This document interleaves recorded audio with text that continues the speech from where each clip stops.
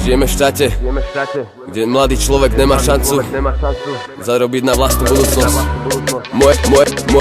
Moje plány rútia sa ako kocky z domína. Spomínam na časy veci, kedy som bol dominant. Teraz púšťam veci z rúk, dávam puta dole z rúk. Chcem konečne nájsť svoj kľud, svoj vlastný kruh.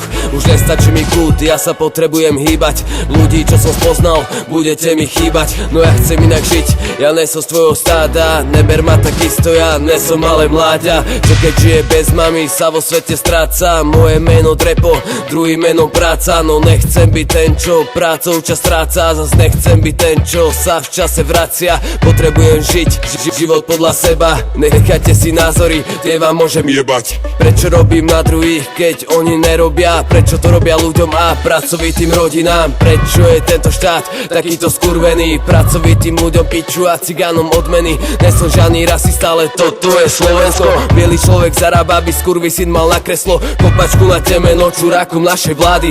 Staviam sa do vojny s vami za pracujúcich mladých, kde my máme budúcnosť v hraniciach tejto krajiny. Len vidíte prospech krajiny vo vyberaní daní. Zdám si svoju mater, ty amatér svojho postu. Daj si dole masku, vidieť iba kostru. Schovávaš sa za ľud a robíš štátu hanbu. Tento štát je v piči, povedzte už pravdu. A ľudia, povedzte už pravdu, ako sa tu býva. Povedzte svoj názor a prestaňte sa skrývať. V úrade sú kurvy, vláda je jeden privát. Tento štát je piča a vládne sama špina.